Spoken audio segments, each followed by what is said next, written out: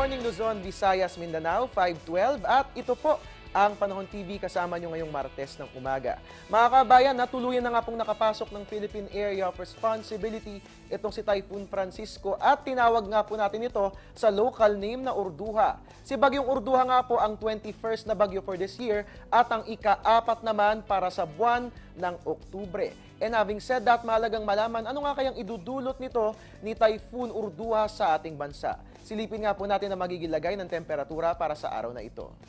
Dito po sa atin sa Luzon, sa SBMA, mataas po ang temperatura. Meron tayong 23 to 32 degrees Celsius. Fair weather pong iiral dyan. Habang ang Baguio City po mababa ang temperatura. Meron tayong 15 to 21 degrees Celsius. Fair weather din po ang maaasahan dyan. Puntaan po natin ang Visayas, ang Iloilo at Bacolod. Mataas pong temperatura. Meron tayong 24 to 32 degrees Celsius. Partly cloudy skies pong iiral dyan. Habang ang Tacloban pong may pinakamababang temperatura. Meron po tayong 24 to 31 degrees Celsius. Asahan natin na maaliwalas din po ang magiging lagay ng ating weather dyan. Puntahan po natin ang Mindanao sa Metro Davao, mataas ang temperatura. Meron tayong 24 to 33 degrees Celsius. Fair weather pong iiral dyan. At ang Zamboanga naman po may pinakamababang temperatura. Meron po tayong 24 to 31 degrees Celsius. Partly cloudy skies din po ang iiral dyan. At ngayon naman, tuloy-tuloy po natin ang pagsilip sa lagay ng panahon sa selected areas ng bansa. Unahin po natin Rojas, mataas ang temperatura, 26 to 31 degrees Celsius. Pinakamababa po Calapan, dyan yan sa Mindoro, meron tayong 23 to 29 degrees Celsius. Tagbilaran, Bohol, mataas ang temperatura, ganun din ang Dipolog, habang mababa naman po, dyan po yan sa Surigao, meron tayong 23 to 28 degrees Celsius.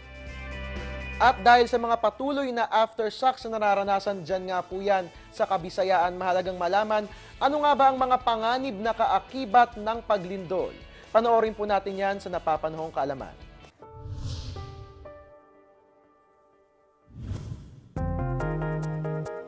Kapag ang isang lugar ay tinamaan ng lindol, hindi lang pagyanig ang nangyayari, may ilan pang mga panganib itong dulot. Ang pagyanig, maaaring makalikha ng landslide o ang pagguho ng lupa mula sa matataas at bulubunduking lugar. Maaari ring magkaroon ng liquefaction. Sa ganitong pangyayari, lumalambot ang lupa dahil sa sobrang paggalaw nito. At dahil din sa pagkabasa ng lupa sa mga coastal areas kaya ito lumalambot. Sanhi nito ang pagguho ng mga gusali, tulay at iba pang mga infrastruktura dahil sa mahihinang pundasyon ng mga ito. Nangyayari ito sa mga lugar na malapit sa dagat. Ground rupture naman ang paggalaw ng mga fault na sanhi ng lindol na nagiging dahilan ng displacement ng lupa. Ang sand boils naman ay nangyayari kapag ang pressure ng tubig sa ilalim ng lupa ay mapuwersang lumabas sa ibabaw ng lupa. Dapat namang mag-ingat ang mga komunidad sa tabi o malalapit sa dagat dahil maaaring maging sanhi ng lindol ang tsunami, ang malalaking mga alon papunta sa kalupaan.